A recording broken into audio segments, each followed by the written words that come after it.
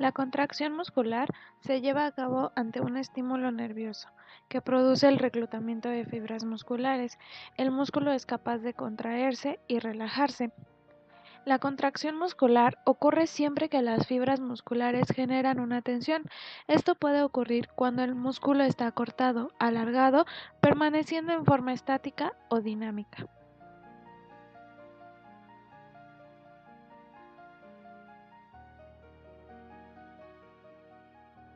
Para poder realizar cualquier movimiento se necesita la interacción de diversas estructuras del sistema nervioso motor. Estas estructuras están organizadas jerárquicamente, de modo que las órdenes salen desde un nivel superior hacia un nivel inferior.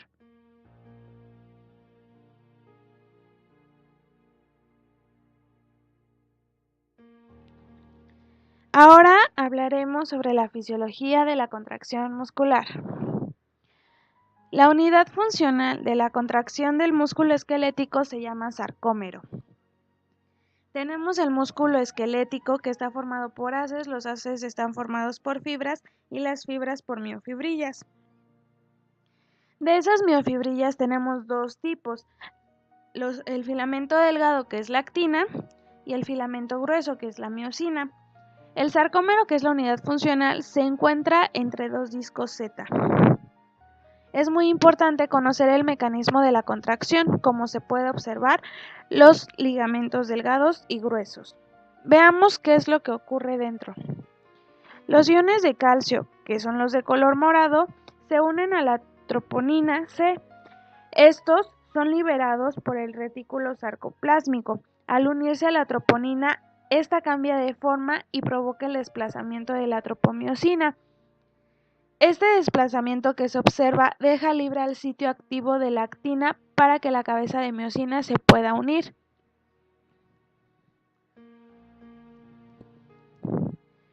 La cabeza de miosina debe ser activada antes de que el mecanismo paso a paso de la contracción empiece. Esto ocurre cuando el ATP se une a la cabeza de miosina y produce la hidrólisis de este ATP, dejando ADP y un fosfato inorgánico. La energía liberada de la hidrólisis del ATP activa la cabeza de miosina. Entonces la cabeza activada se une a la actina una vez que ya está activa y se libera el fosfato inorgánico. Esto produce que la unión se fortalezca. Y ahora viene el golpe de fuerza. El ADP se libera y la cabeza de miosina se desplaza, es decir, la cabeza de miosina desplaza el filamento de actina hacia la línea media.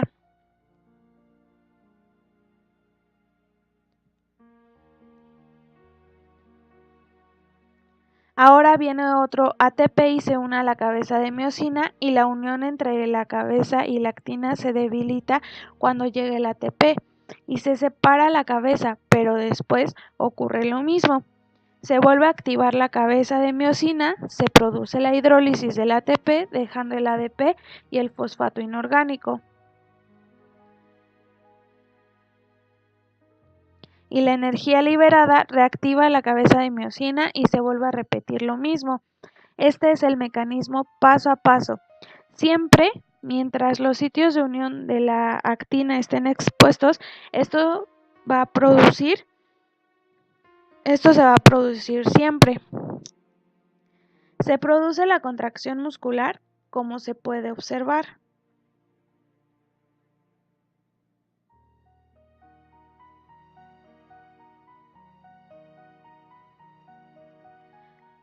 Ahora, este mecanismo termina cuando el calcio es bombeado de regreso al retículo sarcoplásmico.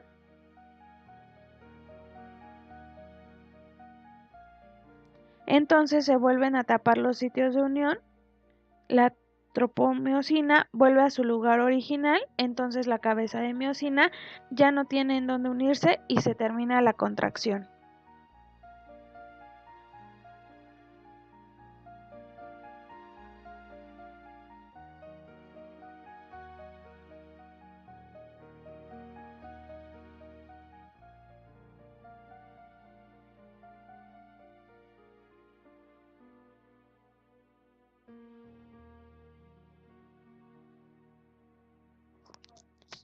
La contracción muscular se divide en isométrica e isotónica. La isotónica se divide en concéntrica y excéntrica.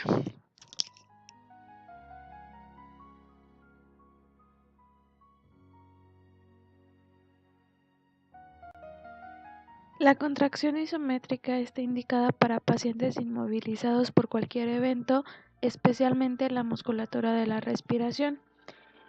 Para los que tienen afecciones reumatológicas, coxartrosis, gonartrosis, etc., y lesiones traumatológicas, luxaciones, roturas tendinosas, fracturas, tendinopatías, laxitudes crónicas, esguinces graves, etc.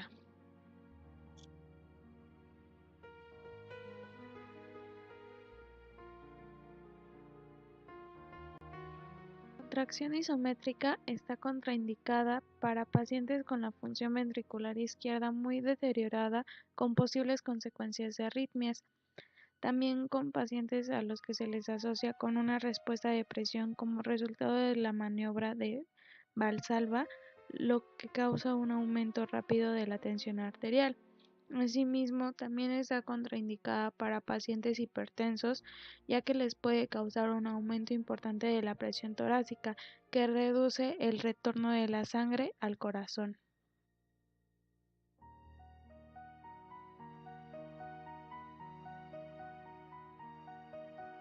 Mejora la fuerza estática. Leve aumento de la resistencia muscular. Produce estabilidad articular. La fuerza isométrica máxima de un músculo suele emplearse como indicador de fuerza máxima.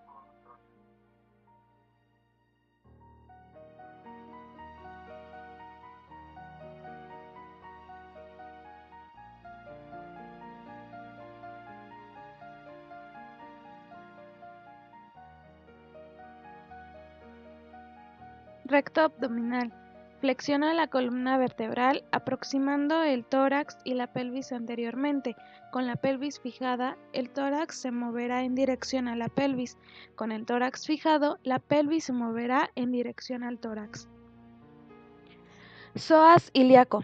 Flexiona la articulación de la cadera al flexionar el fémur sobre el tronco, como en la elevación alterna de las piernas en posición supina, y puede ayudar en la rotación externa y en la abducción de la articulación de la cadera. Psoas menor. Flexiona la pelvis en la columna lumbar y viceversa. Gemelos. Estabilizadores del fémur para evitar que se desequilibre hacia adelante en los movimientos de flexión. Flexores siempre que la rodilla esté extendida y el tobillo flexionado. Extensores del tobillo con tendencia a la inversión.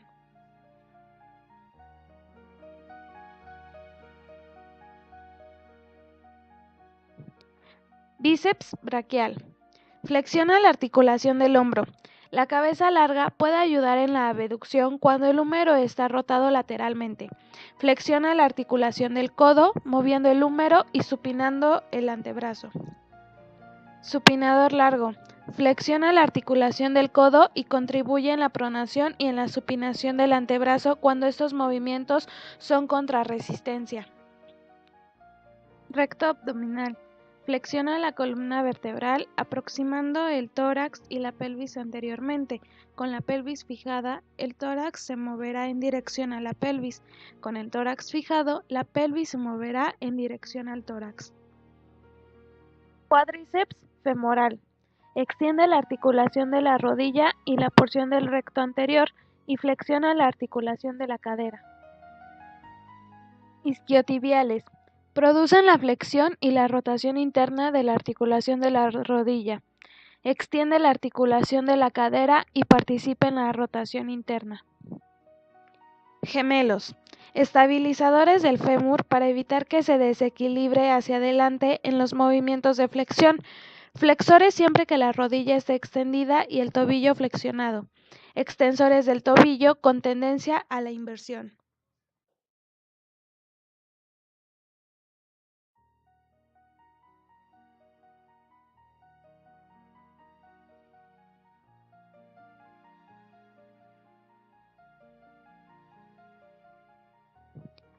Bíceps braquial.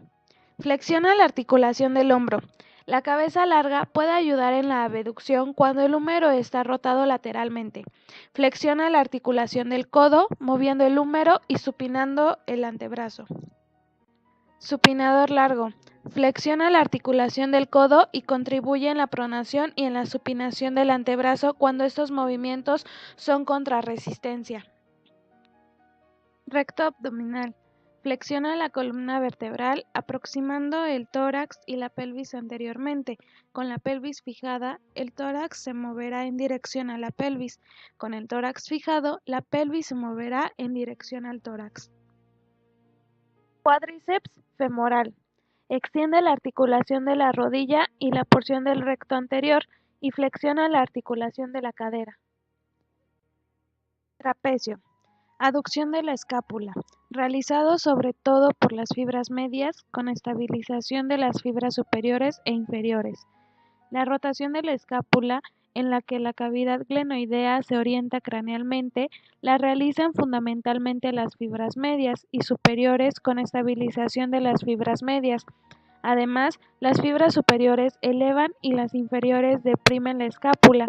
Las fibras superiores extienden, flexionan lateralmente y rotan la cabeza y la articulación de las vértebras cervicales de forma que la cara mira hacia el otro lado.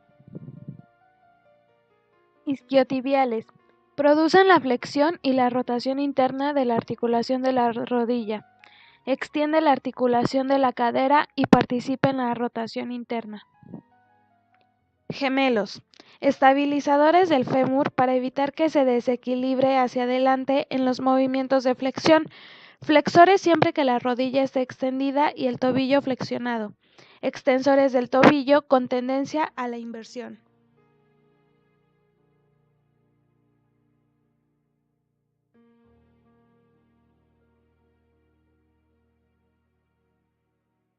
Cuádriceps femoral. Extiende la articulación de la rodilla y la porción del recto anterior y flexiona la articulación de la cadera. Glúteo mayor. Extensor más importante de la articulación de la cadera. Mantiene el tronco erguido. Colabora en la separación y en la aproximación, así como la rotación externa. Tensa el tracto iliotibial. Isquiotibiales. Producen la flexión y la rotación interna de la articulación de la rodilla. Extiende la articulación de la cadera y participa en la rotación interna. Gemelos. Estabilizadores del fémur para evitar que se desequilibre hacia adelante en los movimientos de flexión. Flexores siempre que la rodilla esté extendida y el tobillo flexionado. Extensores del tobillo con tendencia a la inversión. Sóleo. Flexión plantar de la articulación del tobillo.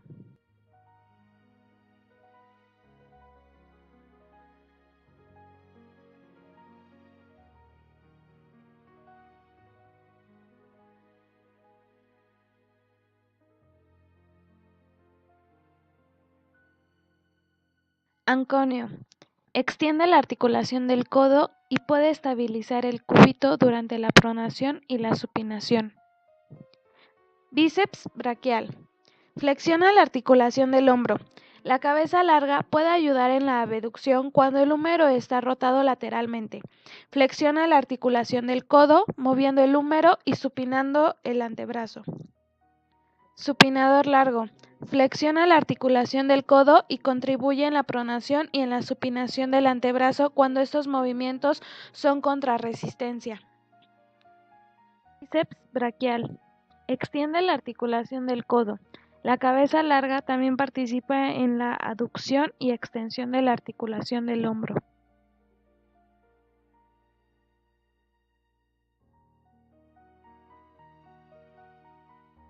Cuádriceps femoral.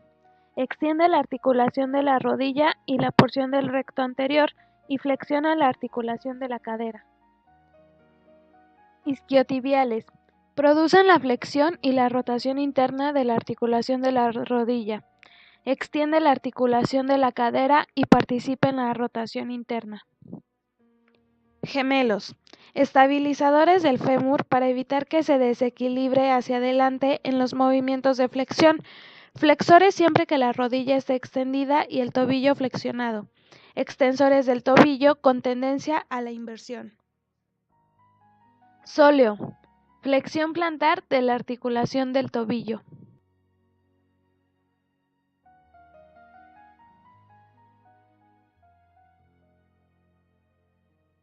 Anconio. Extiende la articulación del codo y puede estabilizar el cúbito durante la pronación y la supinación. Bíceps braquial. Flexiona la articulación del hombro. La cabeza larga puede ayudar en la abducción cuando el húmero está rotado lateralmente. Flexiona la articulación del codo, moviendo el húmero y supinando el antebrazo. Supinador largo.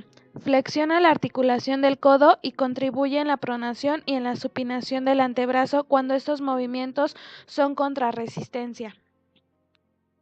Trapecio. Aducción de la escápula, realizado sobre todo por las fibras medias con estabilización de las fibras superiores e inferiores.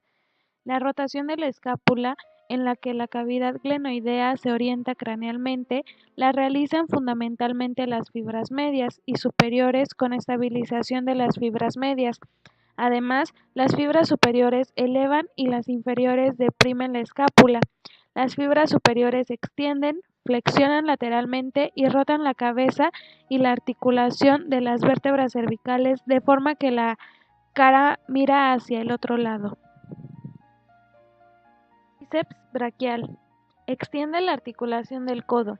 La cabeza larga también participa en la aducción y extensión de la articulación del hombro.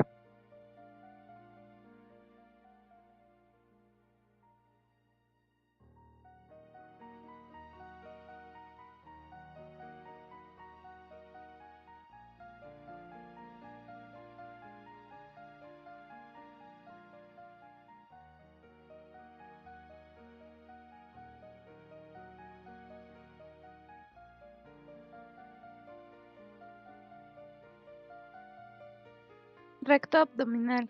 Flexiona la columna vertebral aproximando el tórax y la pelvis anteriormente. Con la pelvis fijada, el tórax se moverá en dirección a la pelvis. Con el tórax fijado, la pelvis se moverá en dirección al tórax. Psoas ilíaco.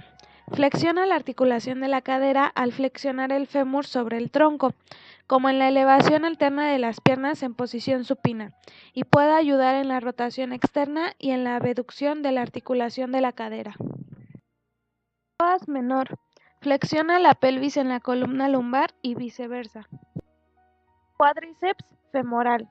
Extiende la articulación de la rodilla y la porción del recto anterior y flexiona la articulación de la cadera. Sartorio. Produce la flexión, la rotación externa y la abducción de la articulación de la cadera.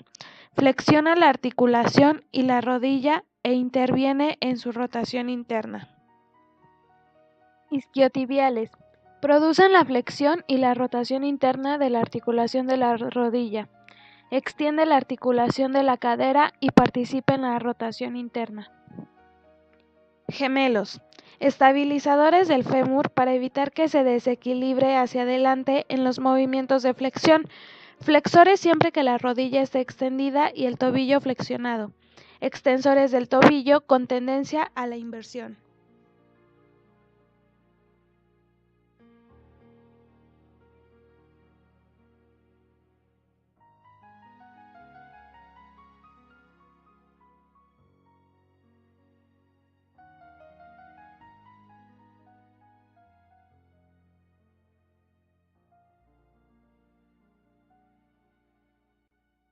Recto abdominal. Flexiona la columna vertebral aproximando el tórax y la pelvis anteriormente. Con la pelvis fijada, el tórax se moverá en dirección a la pelvis. Con el tórax fijado, la pelvis se moverá en dirección al tórax. Psoas ilíaco.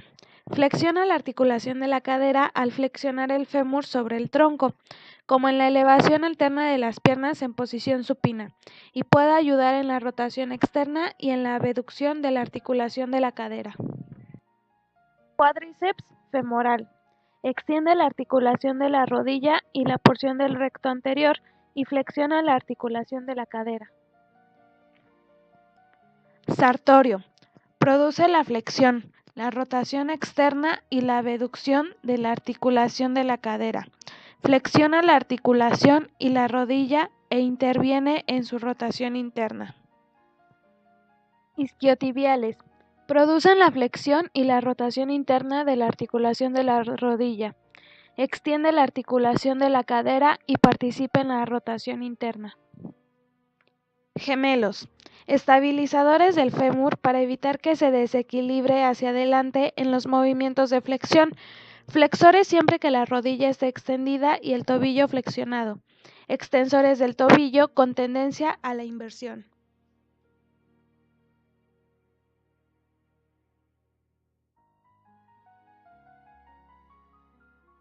Gemelos.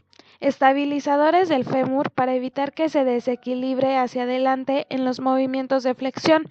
Flexores siempre que la rodilla esté extendida y el tobillo flexionado. Extensores del tobillo con tendencia a la inversión. Sóleo. Flexión plantar de la articulación del tobillo.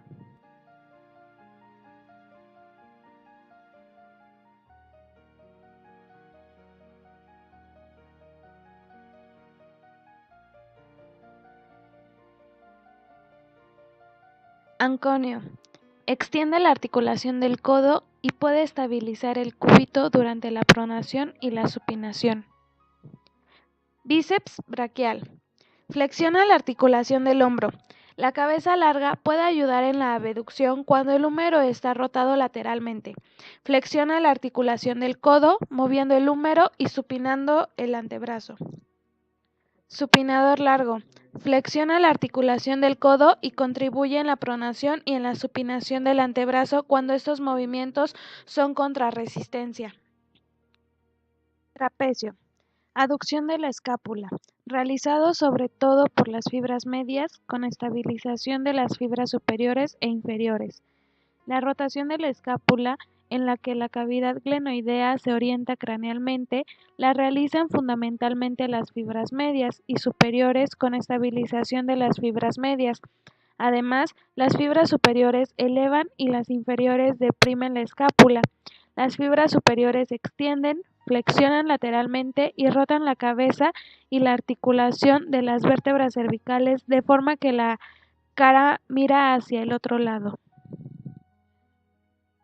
Deltoides. Abducción de la articulación del hombro, realizada sobre todo por las fibras medias, con la estabilización por parte de las fibras anteriores y posteriores.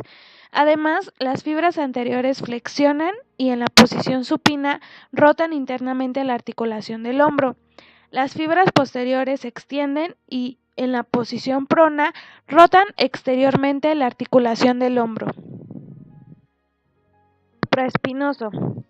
Abducción de la articulación del hombro y estabilización de la cabeza del húmero en la cavidad glenoidea durante el movimiento de esta articulación. Bíceps braquial. Extiende la articulación del codo. La cabeza larga también participa en la aducción y extensión de la articulación del hombro.